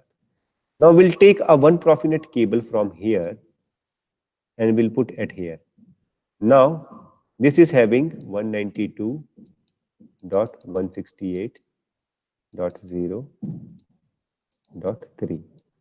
तो ये आईपी एड्रेस भी डिफरेंट है और ये भी डिफरेंट है, तो कम्युनिकेट कर जाएगा. मेक श्योर कि सभी का जो सबनेट मास्क है वो एक रहनी, क्लास सभी की सी रहनी चाहिए. अब इसमें से हमने एक और केबल निकाली प्रॉफिनेट और लगा दी HMI में. नाउ दिस इज कंपैटिबल और this system is interfaced with PLC as well as HMI. We can design the things over here, either program for PLC or for HMI, and one by one, according to the address, we can send that data to PLC as well as to HMI. तो अब क्या होगा कि हम data send करेंगे with the help of addresses. PLC के लिए हमें PLC के पार्ट में रहना पड़ेगा और वहां पे एड्रेस देना पड़ेगा, और HMI के केस में हमें एड्रेस देना पड़ेगा. अब this is the same switch. Now PLC and HMI they are also be communicating. ये दोनों भी इंटरफेस कर रही है because this is the common switch. एक तरह का हब बन गया. ये समझ लो कि this is a extension switch. एक एक्सटेंशन स्विच है जिसमें हमारे पास 5 पोर्ट्स है और एक हमारा प्लग है जो कि मेन सप्लाई के साथ कनेक्ट हुआ.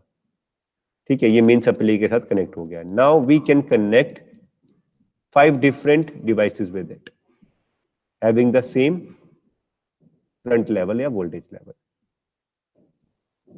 तो ये रहेगा स्विच. तो फिजिकल कनेक्शन इस तरीके से होगा इसका.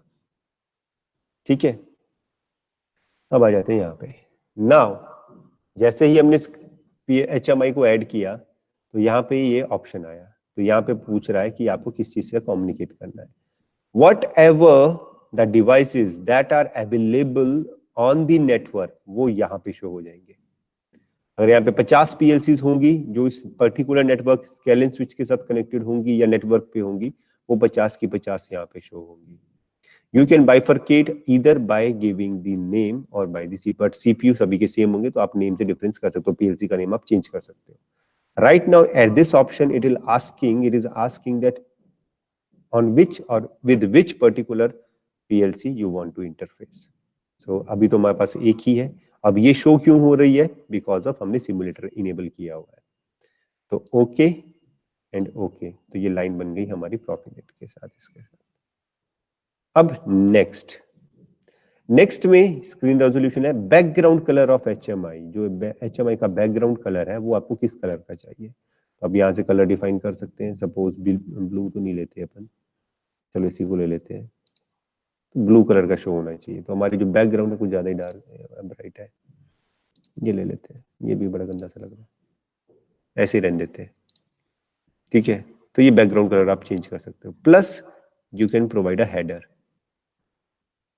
तो ये हेडर का ऑप्शन हमें बाद में भी मिल सकता है when will enter into the main work area. तो हमारे पास जैसे PLC में प्रोजेक्ट ट्री है यहाँ पे, वैसे ही HMI में भी प्रोजेक्ट ट्री मिलेगा. So we can add these functions by using the project tree. तो अभी हम इसको नहीं इनेबल कर रहे ताकि हमारे पास एक एम्प्टी स्क्रीन मिले और अकॉर्डिंगली जैसे जैसा हमें प्रोग्राम का डिजाइन होगा वैसे हम कर सकते हैं.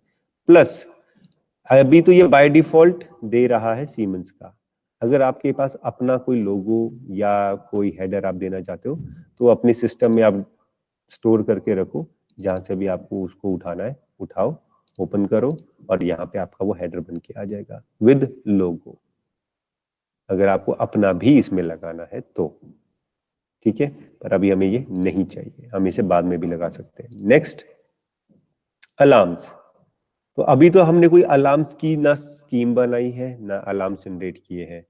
तो अगर ये सिस्टम है अभी एक्टिव करूंगा तो देखो ये इस तरीके की विंडोज इसके अंदर ओपन हो जाएंगे, जो कि राइट नाउ अननेसेसरी है। तो अभी हम इनको भी ऐड नहीं करेंगे। We can add them when we are using alarm and when we are required to generate alarm sections.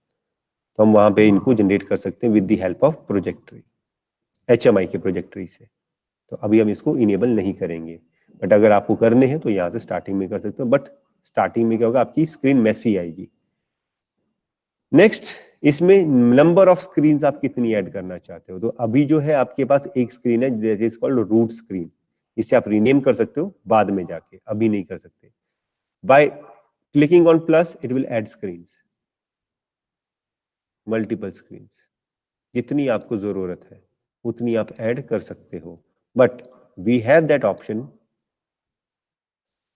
In the project tree of the HMI। So अभी हम लोग सिंगल स्क्रीन ही रखेंगे यहाँ पे, बट मैं साथ में आपको ऑप्शन बता रहा हूँ क्या क्या ऑप्शन है, ठीक है। नेक्स्ट, अब जितनी भी स्क्रीन हमने बनाई थी उसके बाद हम लोग इसमें क्या क्या इनेबल करना चाहते हो। सिस्टम स्क्रीन, मल्टीपल स्क्रीन के लिए हमारे पास, वो आप डिफाइन करना चाहते हो।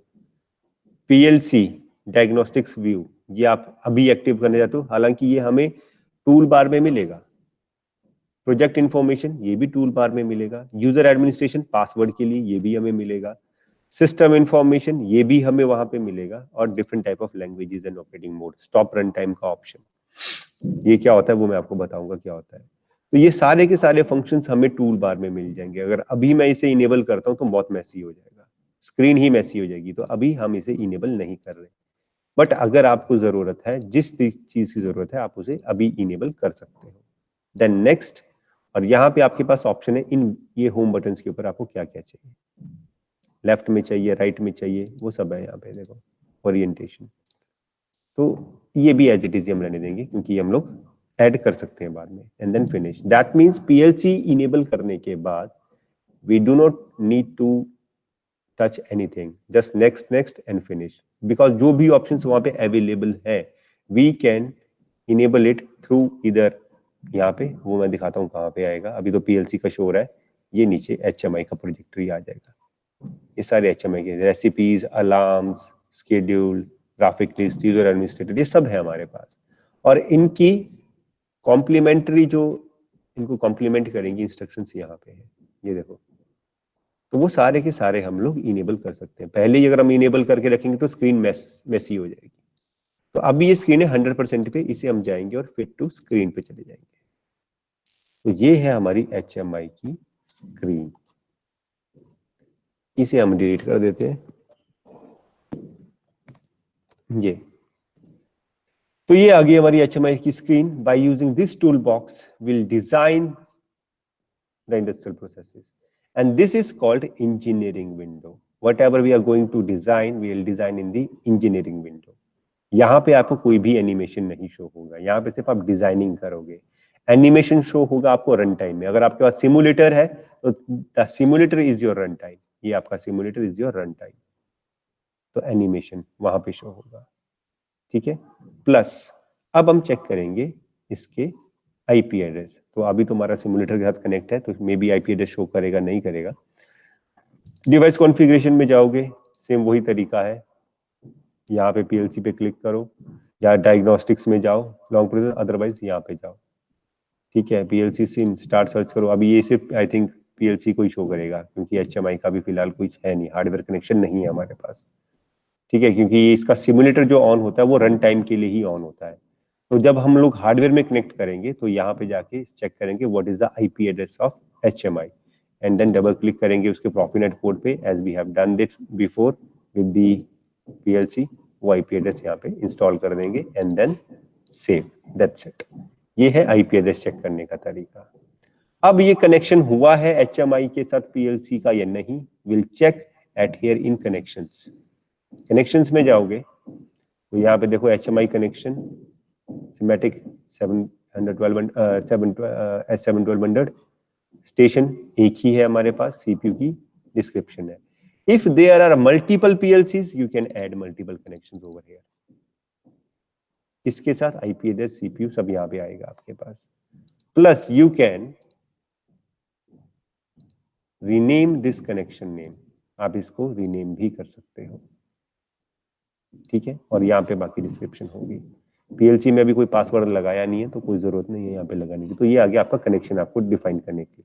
प्लस आप यही चीज पीएलसी में भी चेक कर सकते हो। पीएलसी में डिवाइस कॉन्फ़िगरेशन में जाओगे तो पहले हम लोग देखते थे device view, this is called device view, कि क्या क्या डिवाइस लगाया हमने पीएलसी के साथ। बट अब हम देखेंगे नेटवर्क व्यू, कि नेटवर्क पे हमने पीएलसी के साथ क्या कौन से डिवाइसेस कनेक्ट करके रखे हैं। तो ये पीएलसी एचएमआई कनेक्शन बनता हुआ नजर आ रहा है।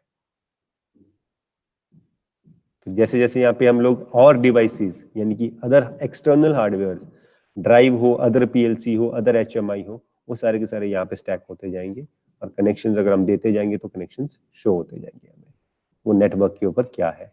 टोपोलॉजी व्यू, कौन सी टोपोलॉजी यूज कर रहा है, अभी ये डेजी चेन टोपोलॉजी यूज कर रहा है, स्टार टोपोलॉजी यूज नहीं कर रहा है, स्टैक्ड है। जब ऊपर नीचे आने शुरू हो गए that means we are using a daisy chain. अगर एक मेन मास्टर से मल्टीपल चीजें कनेक्ट हैं तो तब ही वो स्टार कहलाता है। अगर मल्टीपल डिवाइसेस हैं विद मल्टीपल कंट्रोलर्स देन वो डेजी चेन में ही आएगा, मास्टर स्लेव कम्युनिकेशन कहलाएगा वो। नेटवर्क व्यू में जाके हमने इसे चेक किया कि कनेक्टेड है या नहीं। अब वापिस आते हैं एचएमआई पे, कनेक्शंस हो गए हमारे। अब जाएंगे स्क्रीन के ऊपर और स्क्रीन में है रूट स्क्रीन, ये है हमारी रूट स्क्रीन।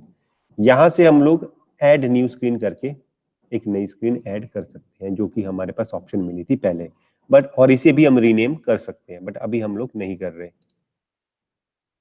क्यों? जब हम प्रोजेक्ट करेंगे तो उसके ऊपर रीनेम करेंगे। तो यहां तक समझ में आया कैसे हमने कमीशन किया? बताएगा कोई या नहीं? इसके बाद मैं एक इंपॉर्टेंट चीज बताने वाला हूं, जल्दी बताओ। टाइम भी हो रहा है आपका, 4 बजे फिर क्लास है। यस और नो? Yes sir. ठीक है, अब आते हैं हम लोग टैग्स के ऊपर। ये कम्युनिकेट आपस में कैसे करेंगे? अब सपोज हमने एक प्रोग्राम बनाया पीएलसी में, मेन OB1 के अंदर, यहाँ पे कहीं खोला है हमने? नहीं खोला है। हमने प्रोग्राम बनाया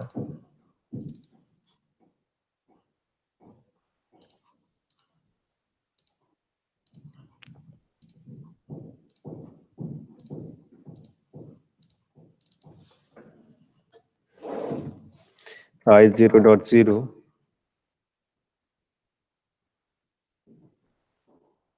I0.1 Q0.0 Q0.0 ले लिया ना? हाँ ले लिया। तो ये एक प्रोग्राम बन गया और ये है हमारा स्टार्ट, इसको हमने रीनेम कर दिया स्टार्ट, और इसे हमने रीनेम कर दिया स्टॉप, और इसे हमने रीनेम कर दिया पंप या मोटर, जो भी हमने देना है इसको नाम। ठीक है, सेव डाउनलोड।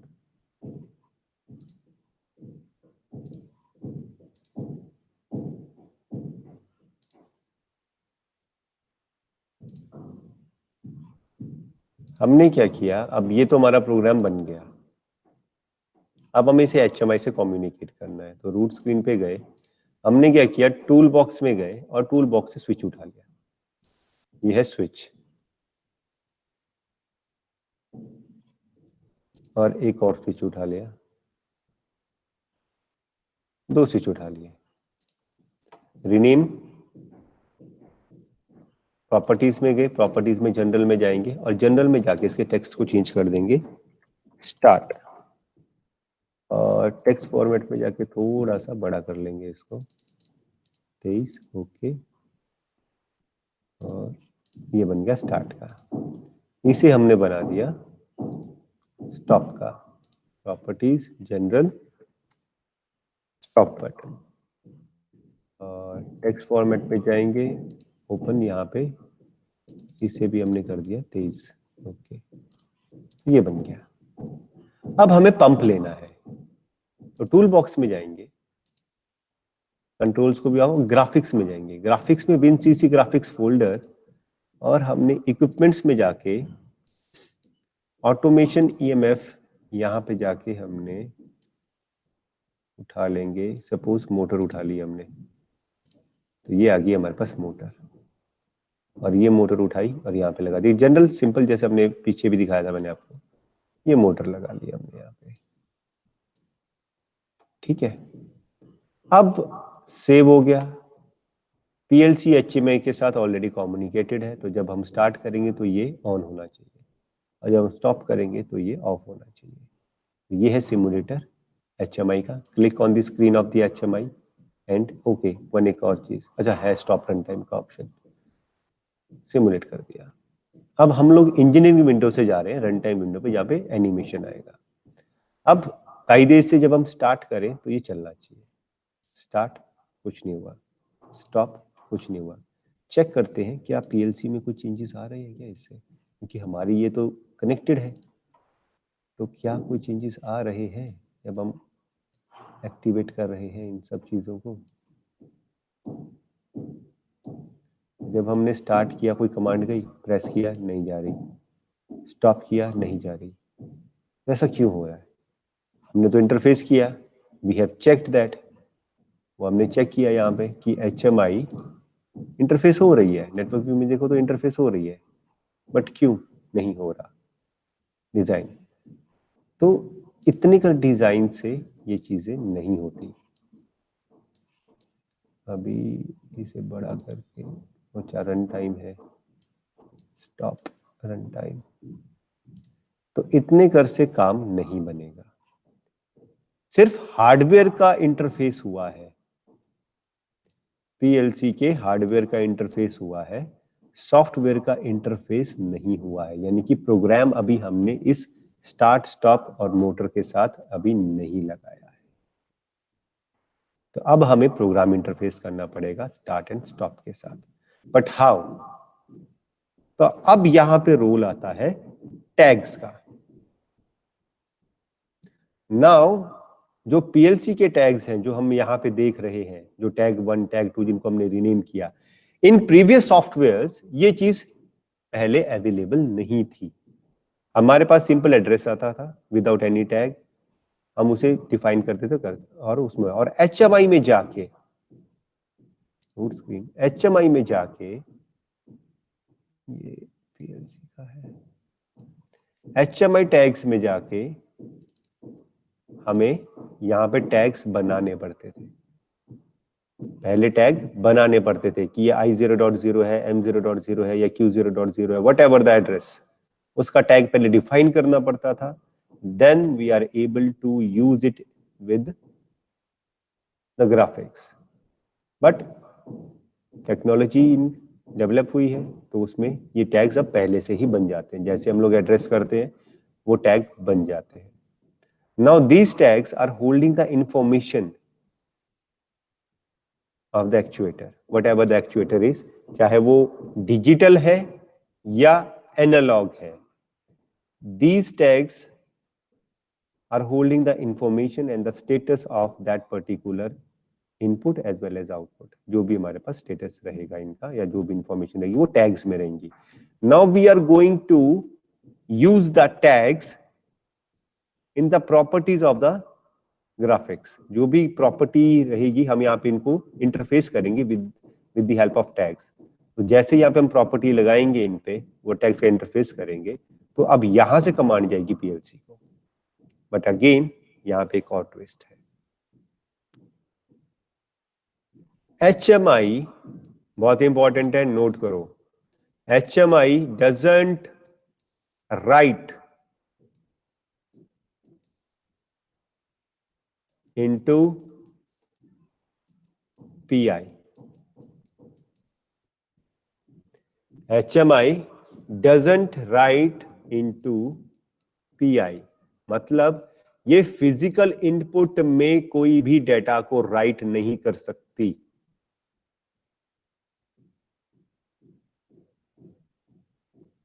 फिजिकल इनपुट में कोई भी डेटा राइट नहीं कर सकती HMI। It can write into physical output as well as into the memory। HMI right कर सकती है फिजिकल आउटपुट में या मेमोरी के अंदर। फिजिकल इनपुट को सिर्फ ये मॉनिटर कर सकती है, बट फिजिकल आउटपुट और मेमोरी को दोनों को monitor as well as read as well as write दोनों कर सकती है, तीनों कर सकती है। रीड का मतलब मॉनिटर ही हो गया वैसे, तो मॉनिटर और राइट दोनों कर सकती है, बट फिजिकल इनपुट को सिर्फ ये मॉनिटर कर सकती है। तो अब हम लोग HMI से कैसे कमांड देंगे स्टार्ट स्टॉप के लिए? तो यहां पे एक चीज की जाती है और वो की जाती है डिजाइनिंग में। Wherever we are introducing the physical inputs for providing the control to this particular program with HMI, we introduced a memory. We introduced a memory. कैसे? अभी ये स्टार्ट स्विच है, तो मैं क्या करूंगा, इसके पैरेलल में एक मेमोरी लगा दूंगा।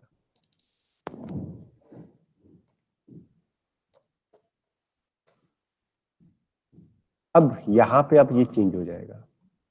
फिजिकल इनपुट क्यों नहीं चेंज करता, किसी ने नहीं पूछा। फिजिकल इनपुट में इसलिए नहीं ये चेंजेस करता because physical inputs required actuator that can be accessed by a physical touch only, या ऑटोमेटिक सेंसर है तो सेंसर के थ्रू जाएगा। ठीक है, तो कोई भी ऐसा डिवाइस जिसे हम टच करके ऑन या ऑफ कर सकते हैं वो HMI राइट उसमें HMI राइट नहीं कर सकती, उसे सिर्फ मॉनिटर कर सकती है।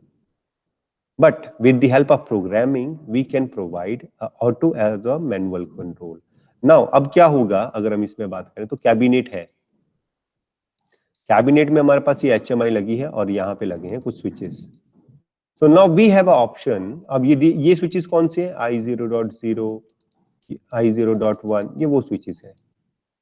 अब इन्हीं का ही रेप्लिका हमने यहाँ पे दे दिया with the help of memory. अब इन्हें ना यूज करके हम यहाँ से सीधी कमांड दे सकते हैं। कैसे? वो प्रोग्रामिंग के थ्रू। प्रोग्रामिंग में हम लोग क्या चेंज करेंगे कि हमने एक मेमोरी इंट्रोड्यूस करा दी। अब हमारे पास ऑप्शन है कि this particular program can start with the help of physical switch as well और through the HMI as well, और stop through the physical switch as well और through the HMI as well. M0.1। अब ये क्या होगा, यहाँ पे अब ये एक्नॉमिक्स जो है चेंज हो जाएंगे। Start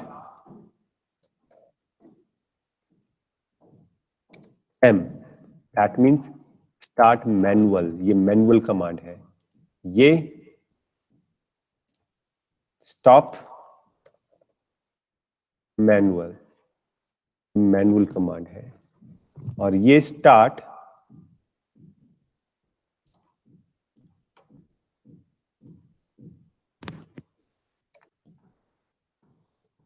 underscore A, start auto, automatic यानी कि HMI से, और ये स्टॉप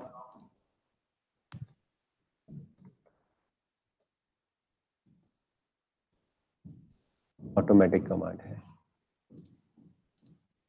अब हम इन मेमोरीज को यूज करेंगे in the property of buttons we have designed in the HMI। ठीक है, 2 मिनट लगेंगे या कल करें इसको, क्योंकि थोड़ा जाएगा लंबा ये। बताओ, कल तो नहीं है, कर ही लेते हैं। अभी क्या किया हम लोगों ने, स्टार्ट पे गए, राइट क्लिक किया प्रॉपर्टीज में। अब प्रॉपर्टीज में जनरल की तो हमने देख ली कि हमने यहाँ पे स्टार्ट लगाया। Remember this thing, when we are dealing with the switch और dealing with the button, button की स्विच जब आएगा तब स्विच की बात करेंगे।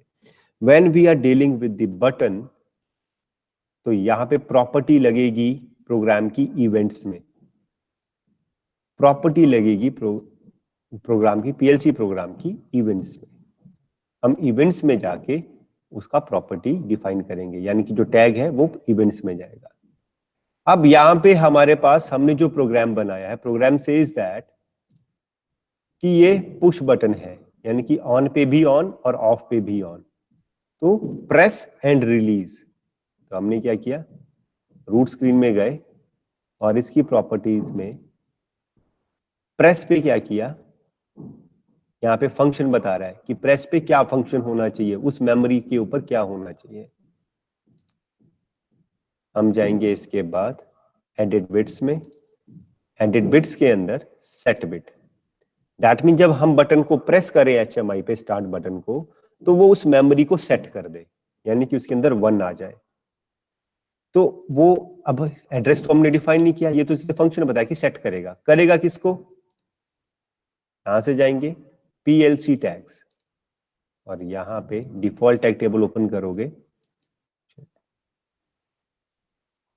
PLC tags default tag table, देखो यहाँ पे है स्टार्ट ऑटो, स्टार्ट ऑटो को हमने लगा दिया, तो ये आ गया हमारा पहला।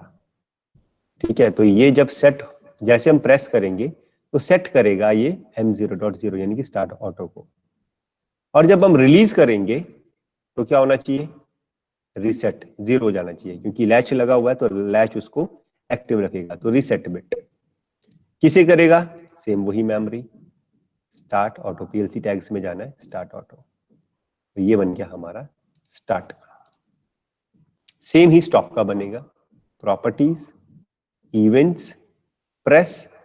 अब अगर आपको मेमोराइज है कि आपको करना क्या है, तो आप यहाँ पे टाइप भी कर सकते हो सेट, अभी भी सेट करेगा क्योंकि NC टाइप का स्विच है, जैसे ऑन करेंगे ब्रेक करेगा, सेट करेगा।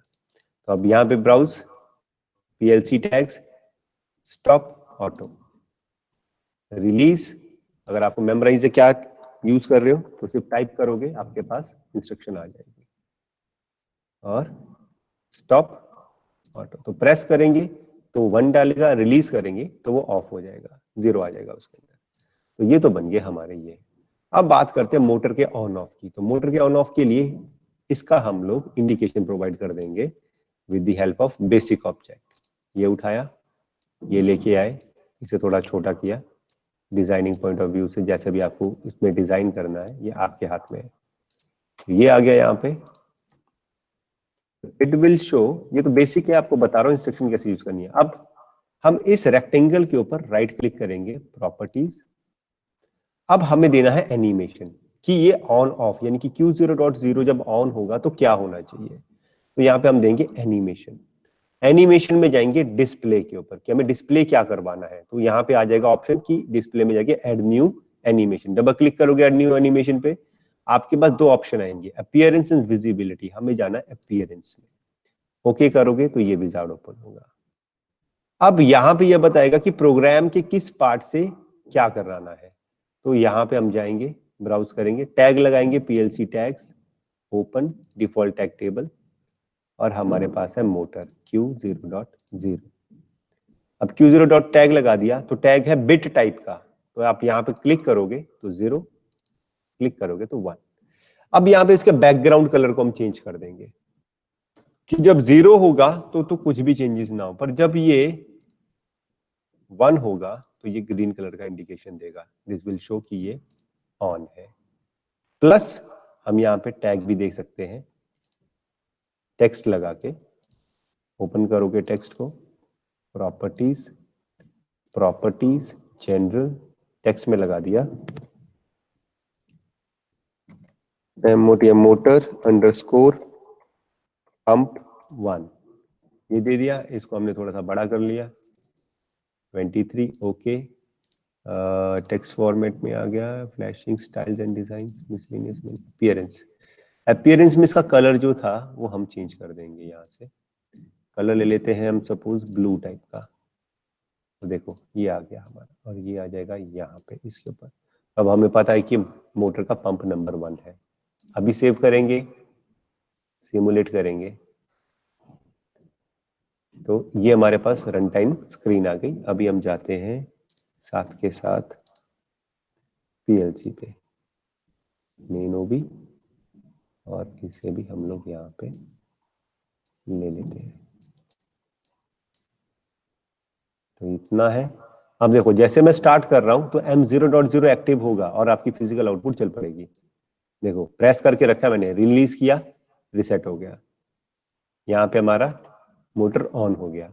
स्टॉप, अब ये एक्टिव होगा, स्टॉप रिलीज प्रेस, देखो थोड़ा टाइम ले रहा है,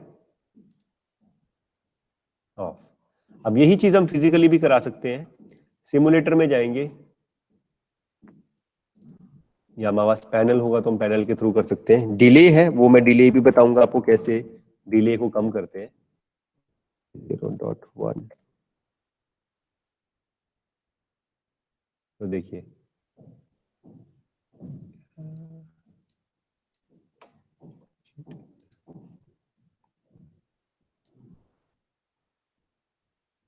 वो कहाँ गया, इसे ले लेते हैं यहाँ पे। देखो जैसे मैं स्टार्ट बटन दबाता हूँ ऑन, तो अब यहाँ से ऑन हो रहा है, पुश बटन है ऑफ करूंगा तो भी ऑन रहेगा, देखो यहाँ पे ये ऑन भी हो रहा है। और जब हम स्टॉप दबाएंगे तो इस बार फिजिकल स्विच से हो रहा है और स्टॉप भी हो रहा है। तो ये है हमारा HMI के साथ डिजाइनिंग। तो हम खुद डिजाइन करेंगे इसमें। अभी क्या करते हैं, इसका डिले कम करते हैं, डिले बहुत ज्यादा है इसके अंदर, डिले देखो टाइम ले रहा है, वहां पे बंद हो रहा है पर यहाँ पे टाइम ले रहा है।